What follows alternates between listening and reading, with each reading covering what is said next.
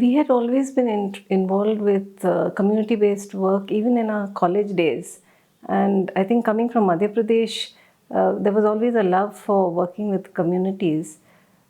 But it was going to the Andhra Pradesh cyclone where we actually had to walk from village to village to run our clinics, that there was a complete change of mind in my own mindset to shift from clinical medicine to community health. It was the interactions with people in different villages and at tea shops and seeing them in their homes that made a big difference to us. During the Andhra Pradesh cyclone, entire villages were washed away. Homes were completely destroyed. There were babies that were found on top of coconut trees, etc.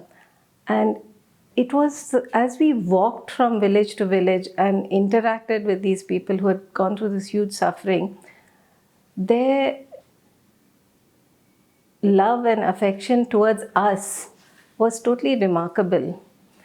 And I also realized that this was a major turning point for me, in that it was really the interaction of the people who spoke Telugu and I spoke Hindi.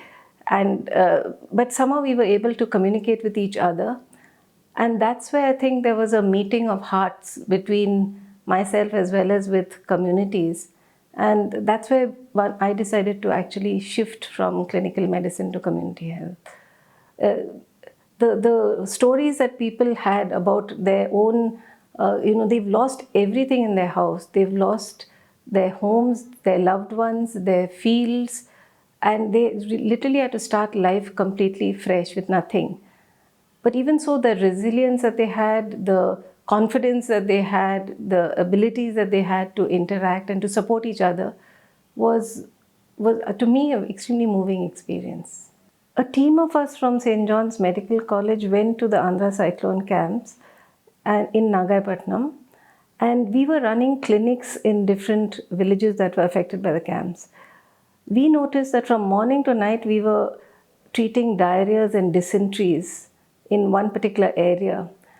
And then we closed the clinic, and actually I walked around the village to see what was the situation and found that there were a lot of carcasses of animals that were lying all around in the field.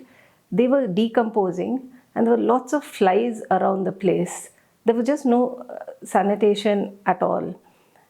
And I thought that I would be spending like months treating this if we didn't address the root cause, which was actually to get the flies out of the situation. So we had meetings with the villagers and told them what were the reasons for the diarrhea and dysentery. On one day, because I was so exhausted by treating diarrheas and dysenteries, I told them in the village meeting that we're going to close the clinic and go back to Bangalore if they didn't actually come out with us and help in cleaning out all the carcasses and improving the sanitation. After that meeting, it was remarkable, and we did close the clinic. But what was remarkable was that the whole community actually came out, and all of us together helped in removing the carcasses and ensuring sanitation in that village. Lo and behold, the diarrheas and dysenteries all came down over the next few days.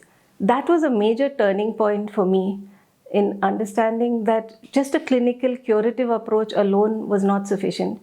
We had to take the community along with us. We had to address some of the underlying causes of the diseases that we were seeing. And through that, we could prevent much suffering. That was a really important learning experience for me. When we started our training program in St. John, when we started teaching, it was the same year at which the famous Alma Ata declaration took place in Russia, organized by WHO and UNICEF, where there was this huge slogan of working towards health for all by 2000 AD. This was soon after the experience that we had in the Andhra cyclone camps and in many of our rural camps associated with the college. We realized that, in fact, what we were doing was echoing in the Alma Ata declaration. that community participation was essential, that there was a need to use appropriate technology, that there was a need to address some of the basic issues such as immunization or access to rational therapeutics, etc. So both these processes, our own personal experiences as well as the WHO declaration, in a way synergized. The college was also very open, and we were able to introduce rural orientation camps for first year medical students in the rural centers where we were working. This was in Domasandra, in Mugalur, in Mallur in particular.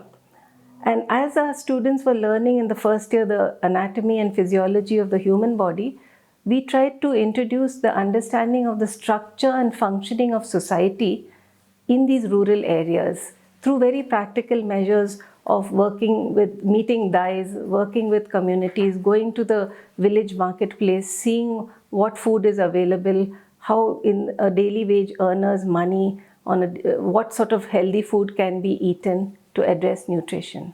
In the community health approach, we work with communities to begin to understand their collective responsibility to health as well as their right to health.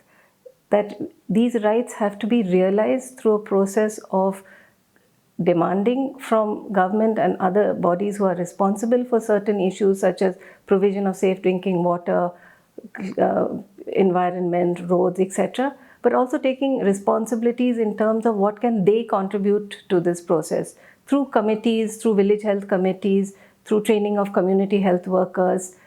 These are very real processes. And after having experienced this in small situations such as in Mallur, Mugalur, and many other centers, we've been trying to work on this with the government at a larger level to scale it up across the country through village health committees and the ASHAs. So that is one core principle of community health. SOCHARA has always worked as a catalyst organization right from the beginning when we started as community health cell, working with networks, campaigns. This idea of a community health movement started right in 1984, and it's grown since then, developing into this people's health movement, the Jan Swasthya Abhiyan. There has to be a much more widespread societal process to reach any goal for health. SOCHARA and the Community Health Learning Program tries to enable communities to participate very effectively in all decision making that concerns their lives. So we create facilitators for this process, and through the facilitators, including our community health fellows, we aim to empower community health processes through the village health committees and ASHA program. We as a team have learned from hundreds and thousands of people before us and those who continue to join the movement, who have left an institutional approach and have started working more closely with people, with communities, in order to discuss health, to in fact change the discourse on health and to change our own health conditions. CHC and SOCHARA have innovated with different approaches to community health. And after 2 decades of working like this, we thought we would develop a program for young professionals, young persons who are enthusiastic to work, so that they could learn from the experience that has been gained so far and take this forward. This led to the formation of the Community Health Learning Program in 2003. And over the past 10 years, this has evolved into a larger program, both in Bangalore as well as in Bhopal, where many young professionals from multidisciplinary backgrounds come and spend a whole year going through a semi-structured process, which is also experiential. We have 6 months where they learn theoretically through interactive sessions, and 6 months where they go to the field, work with communities, and then we discuss as a group what has been learned from the field and how things can be done perhaps differently, where community voice can be heard more strongly. So this is the alternative learning program. And now in the future, we are planning to mainstream this process so that it's not just a small group of professionals who work on this, but that it gets introduced into mainstream public health programs. The Tata Trust approached us in 2001-2, and together we evolved a program for human resource development for community health, which was called the Community Health Learning Program.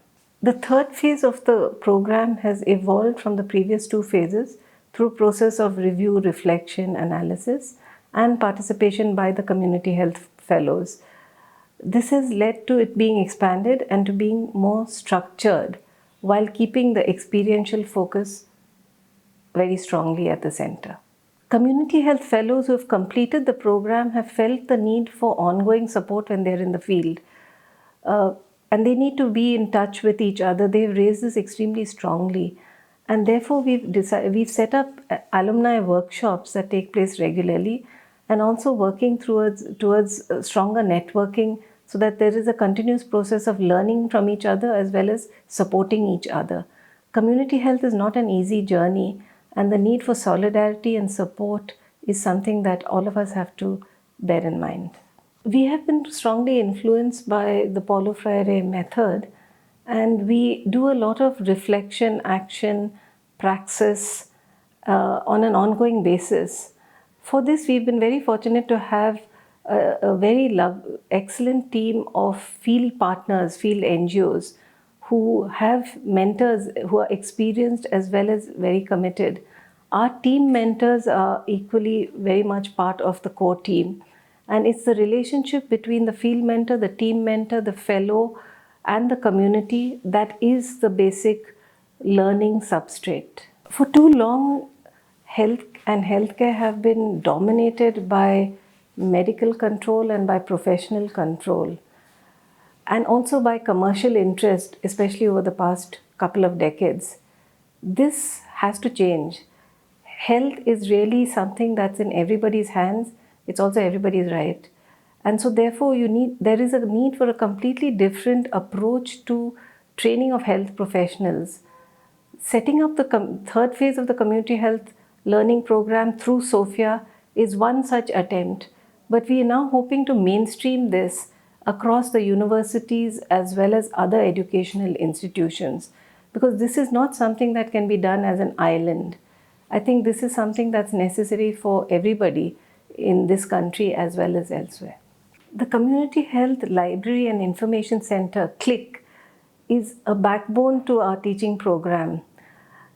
All of us are lifelong learners, and we need to have access to information as well as knowledge. And this is contained in books and journals and on various web linkages that are now available. So CHLP plays a very important role in the life of SOCHARA as well as in the CHLP program. We have a very unique collection of books. We also have health roundup and health digests that come out regularly, sharing the information with over 600 participants and beyond through the website. During the past year, we've been linked with the Rajiv Gandhi University of Health Sciences in evolving a very unique curriculum for a 3-year Masters in Public Health program, which has taken on many of the approaches that the CHLP has. This to us is a very important part of mainstreaming.